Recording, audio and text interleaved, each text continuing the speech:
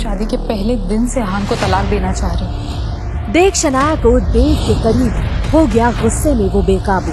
फिर भेजा बीवी को आखिरी पैगाम और जिसे देखते ही उड़ गए शनाया के होश। ये कैसे हो सकता है? ऐसा क्या देख लिया था शनाया ने उस लाल लिफाफे में? आखिर सलाम का क्या मतलब था? धोखे का बदला लेने के लिए अहान ने बिछाया जाल। जो प्लान मैंने तुम्हें बोला है उसे एक्टिवेट कर। पैसों की भूखी शनाया के अकाउंट में भेजे 100 करोड़। इतने रुपए देखते ही शनाया को आया चक्कर। उस भिखारी के पास इतने पैसे आ कहां से सकते हैं? एक मैसेज ने बदल दी उसकी जिंदगी। क्या शनाया अब अहान को ला पाएगी कभी अपनी जिंदगी में वापस? शनाया सोचो कि इस भिखारी के पास 100 करोड़ कहां से आ गए। मुझे नहीं पता कि आखिर अहान की हकीकत क्या है। अब तो मुझे भी जानना है कि उस भिखारी अहान का सच क्या है, जो वो पिछले 3 सालों से मुझसे और मेरे पापा से छुपा रहा है। इन्हीं सब सवालों के जवाब जानने के लिए शनाया बार बार अहान को फोन कर रही थी, लेकिन अहान हर बार उसका कॉल काट देता। अहान के इस बदले बर्ताव से शनाया को गहरा झटका लगता है। आखिर क्यों किया अहान ने शनाया के साथ ऐसा धोखा? और अहान अगर वो पहले से ही था इतना अमीर, तो इतने सालों से ससुराल में गरीब बनकर क्यों रह रहा था? क्या वो शनाया को किसी जाल में फंसाना चाहता था, या इससे भी बड़ा है उसका मकसद? इन सभी राज से पर्दा उठाने के लिए अभी नीचे दिए गए लिंक पर क्लिक करें। अभी डाउनलोड करें पॉकेट एफएम और फ्री में सुने इस सीक्रेट अमीरजादा के सारे एपिसोड्स। या फिर यहीं हमारे साथ जाने इस दिलचस्प कहानी में आगे और कौन से मोड़ हैं।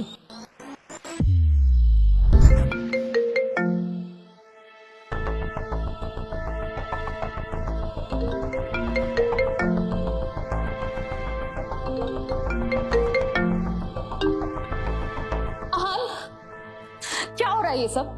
मैं पिछले 10 घंटे से तुम्हें फोन कर रही हूँ, हो कहाँ पर तुम? और एक बात बताओ, ये 100 करोड़ रुपए तुम्हारे पास आए कहाँ से? बस बहुत हुआ शनाया। आखिर तुम चाहती क्या हो? हाँ, तुम्हें डाइवोर्स पेपर्स चाहिए थे, मैंने दे दिए। तुम्हें 100 करोड़ रुपए चाहिए थे, मैंने वो भी भेज दिए। और क्या चाहती हो तुम? आखिर बार बार फोन करने का मतलब क्या है? यू नो व्हाट, मुझे नहीं लगता कि अब हमारे बीच ऐसा कोई भी रिश्ता हो सकता है जिस नाते तुम मुझसे बात करो। क्योंकि पहले तुम मेरी शक्ल नहीं देखना चाहती थी और अब मैं तुम्हारी।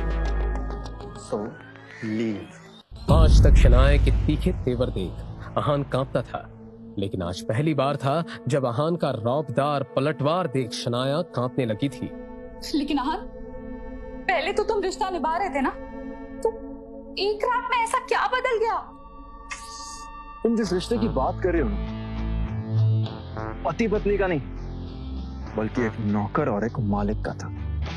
तुम्हें और तुम्हारे घर वालों ने मुझे पालतू कुत्ता बना के रखा, और अब जब तुम्हें पता चल गया है कि मैं तुमसे लाख गुना ज्यादा अमीर हूं, तो तुम चाहती हो कि मैं तुम्हारे पास वापस आ जाऊं। रियली?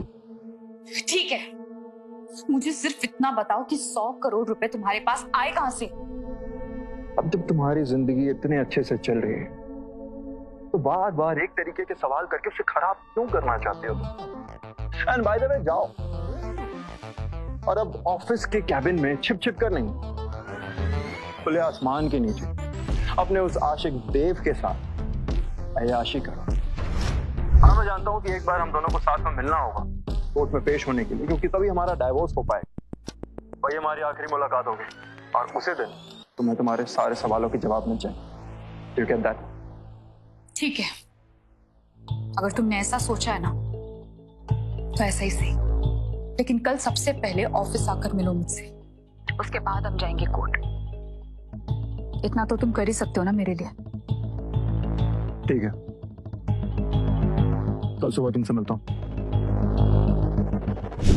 मैम, आपको बहुत टाइम लग गया आने में। अब तक तो सारे बोर्ड मेंबर्स आ चुके हैं, और वो देव सर, वो तो सबको आपके खिलाफ भड़का रहे हैं।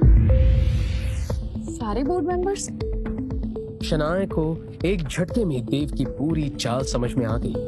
वो समझ गई थी कि जरूर देव के हाथ वो लाल लिफाफा लग गया है। ऐसे में उसने एक सेकंड नहीं गवाया और सीधा देव के पास पहुंच गई।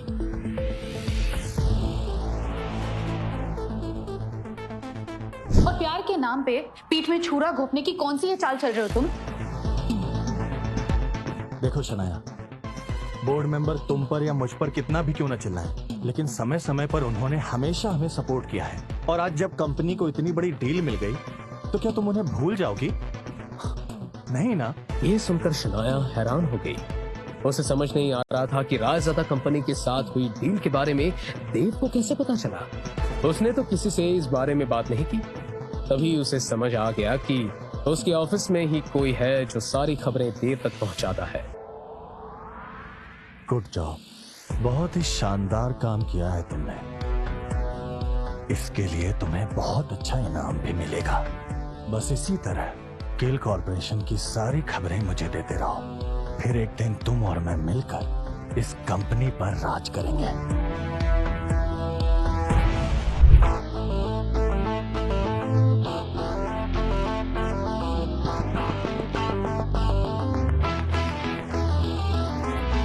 जहां एक ओर गिल कंपनी में ये सारा तमाशा चल रहा था, तो दूसरी ओर अहान एक लेविश मेंशन में अपनी नई जिंदगी के मजे ले रहा था। उसे अपने फोन का भी होश नहीं था। उसका फोन बिस्तर के नीचे पड़ा हुआ था और काफी देर से बजते बजते स्विच ऑफ हो गया था।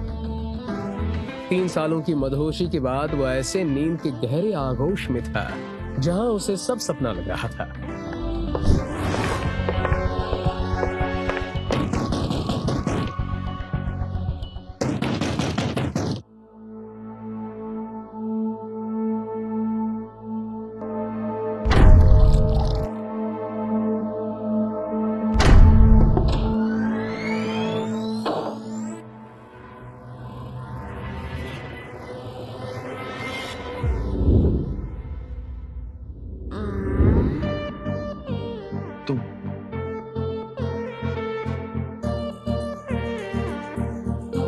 My darling baby, long time no see.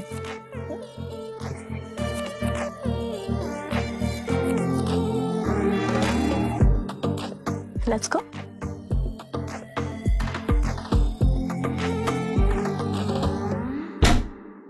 उस परिवार में मुझे तुम्हारे अलावा किसी पर भरोसा ही नहीं था, और तुमने भी इन 3 सालों में मुझे एक बार कांटेक्ट करने की कोशिश नहीं की।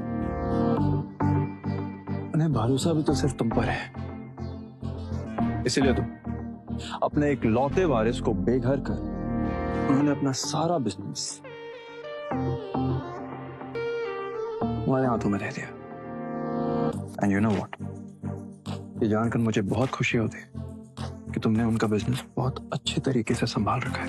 अब वो उनका नहीं तुम्हारा बिजनेस है, क्योंकि अगर कमान मेरे हाथ में है तो पक्का उसकी आखिरी छोर तुम तक ही जाएगी। क्योंकि मैं उनकी बात कभी नहीं मानूंगा, फिर चाहे वो मुझे जिंदा मार दे या मुझे दर दर भीख मांगने पर मजबूर कर दे। शांत हो जाओ अहान। और क्या शनाया गिल के घर नर्क जैसे 3 साल बिताकर अभी तुम्हारा मन नहीं भरा, जो अभी भी डैड के सामने अकड़ दिखाने पर अड़े हो? वैसे भी तुम जानते हो कि डैड इतनी आसानी से नहीं मानते। अब मैं नहीं जानती कि इसके पीछे उनकी कौन सी नई चाल है। नताशा का अहान के परिवार के साथ क्या रिश्ता था, ये कोई नहीं जानता था। हाँ, लेकिन ये सच था कि नताशा अहान के पापा को सारी दुनिया के सामने डैड कहकर ही बुलाती थी। वहीं अब अहान के एक बार फिर से रायज़ादा परिवार में लौटने की खबर ने पूरे देश की इकोनॉमी को हिला दिया था। हर कोई हैरान था कि 3 साल पहले लापता हुआ रायज़ादा परिवार का बेटा आखिर इस तरह अचानक कैसे लौट आया। एक बात याद रखना, मैं तुम्हारे और डैड जाल में नहीं फंसने वाला, लेकिन अगर तुम लोगों ने मेरे ऊपर कोई दबाव बनाने की कोशिश की ना, देन ट्रस्ट मी, इस बार मैं इतनी दूर चला जाऊंगा कि पूरी दुनिया की पुलिस मेरे पीछे लगा लोगी ना तो भी मुझे ढूंढ नहीं पाओगी। मैं जानती हूँ, तुम अपने डैड की असलियत भी जानते हो और इस कंपनी की जरूरत भी, लेकिन अगर पावर चाहिए तो आजादी के साथ साथ जिंदगी के कुछ सच से भी समझौता करना पड़ेगा। नताशा, फिलहाल मैं इस मुद्दे पर कोई बात नहीं करना चाहता, क्योंकि जब भी ये सारी बातें होती हैं मुझे डैड की बेवफाई याद आ जाती है जो उन्होंने मेरी माँ के साथ की थी, जिसका नतीजा बस अहान, बहुत बोल चुके हो तुम। सच वो आग है जिसके भी हाथ पे रखो वो चिल्लाएगा ही। खैर तुम ये सब छोड़ो, जो प्लान मैंने तुम्हें बोला है उसे एक्टिवेट करो बहुत जल्दी। गिल कॉर्पोरेशन को अपने हाथ में लेने का वक्त आ गया है। अहान अभी नताशा को शनाए की कंपनी को लेकर अपनी अगली चाल बताता ही है कि उसी वक्त नताशा के फोन पर एक मैसेज आया। उसे किसी ने वीडियो मैसेज भेजा था। डाउनलोड करके वीडियो देखा तो सीसीटीवी वीडियो में गिल कॉर्पोरेशन के कॉन्फ्रेंस रूम में सभी बोर्ड मेंबर्स बैठे हुए नजर आ रहे थे। अहान, लो, आ गया तुम्हारा पैगाम। अब शुरू करते हैं अपना मिशन शनाया। ध्यान से नताशा, क्योंकि एक भी गलती हम पर उल्टी पड़ सकती है। अगर मेरे सामने आने से पहले मेरा राज सबके सामने खुल गया तो सब कुछ बर्बाद हो जाएगा। ऑल द बेस्ट आदि। अहान की बात सुनकर नताशा उसके कमरे से बाहर आ गई। बाहर निकलते ही उसने एक नंबर डायल किया। तभी उसका असिस्टेंट दौड़ता हुआ आया और एक फाइल उसे दी। इस फाइल में पूरी रिपोर्ट प्रूफ के साथ है। अहान पर हुए एक से उनका बदला लूंगी। जी मैम, अगर वो लोग इस डील से नहीं माने तो उनके खिलाफ किए हुए सारे कामों की चार्जशीट है इसमें, जिसे हम हुक्म की तरह उनके सामने पेश कर सकते हैं। गुड जॉब, इसका तुम्हें रिवॉर्ड मिलेगा। नताशा ने फाइल देखते हुए शैतानी मुस्कुराहट के साथ कहा, शनाया, मैं जितने दिन और रात के लूंगी बदले सब गिन गिन के। मेरा भाई अच्छा इंसान है, लेकिन इंसानियत तो मैं सिखाऊंगी तुम लोगों को। तुमने और तुम्हारी फैमिली ने जो कुछ भी किया है मेरे भाई के साथ, उसका हिसाब देने के लिए तैयार हो। नताशा के निकलने के करीब 1 घंटे बाद अहान के फोन पर नताशा का मैसेज आया, जिसे देखकर अहान जोर जोर से हंसने लगा।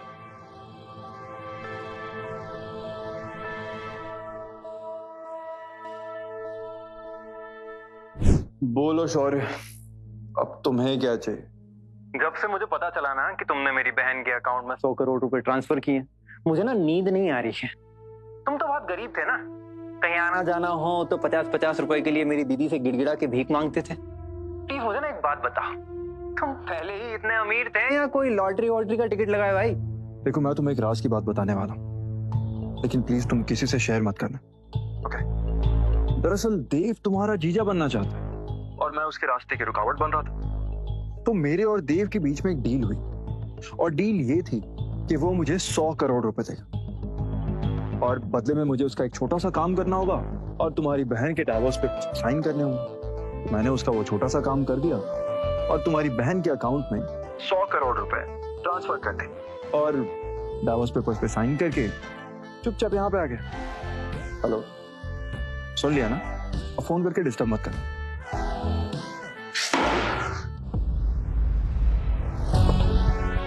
वहीं दूसरी तरफ नताशा अपने साथ आए 2 गार्ड के साथ गिल कॉर्पोरेशन के ऑफिस में एंटर हुई। नताशा ने तुरंत कॉन्फ्रेंस रूम का दरवाजा खोला और अंदर आते हुए फाइल खोलकर उसमें एक एक पेपर निकालते हुए बोर्ड मेंबर्स के हाथ में पकड़ा दिया। उन पेपर्स को देखते हुए बोर्ड मेंबर्स के होश उड़ गए। जब शनाया ने पेपर को पढ़ा तो बहुत ही हैरानी के साथ बोली, नहीं, ऐसा नहीं हो सकता। अहान ऐसा नहीं कर सकता। अहान को जितना कम तुमने किया है, अब उसका हिसाब चुकाना पड़ेगा। उस पेपर में क्या लिखा था जिससे सभी के होश उड़ गए? क्या अहान शनाया को बर्बाद करना चाहता था? क्या उसे सबक सिखाने के लिए ये सब कर रहा है? अहान और नताशा दोनों साथ मिलकर गिल परिवार के खिलाफ क्या प्लान बना रहे हैं? और आखिर क्या है अहान की हकीकत? अहान के पापा आखिर कौन है और वो उनसे इतनी नफरत क्यों करता है? और अगर अहान इतना अमीर था तो शनाया के साथ 3 सालों तक गरीब बनकर क्यों रहा? और क्यों खा रहा था शनाया, यामिनी और शगुन की इतनी गंदी गंदी गालियां? और आखिर उस लाल लिफाफे में ऐसा क्या था जिसे देखकर सर से पैर तक कांपने लगी थी शनाया?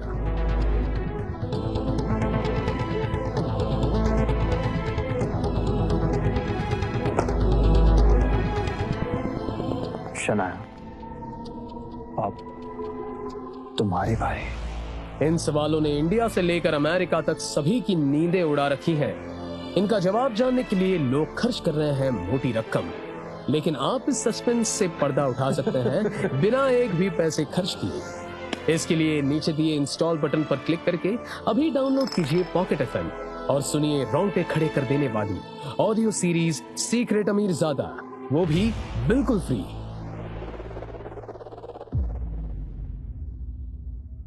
इन सब सवालों का जवाब जानिए और पॉकेट FM डाउनलोड करें और सुनिए ये दिलचस्प कहानी सीक्रेट अमीरजादा।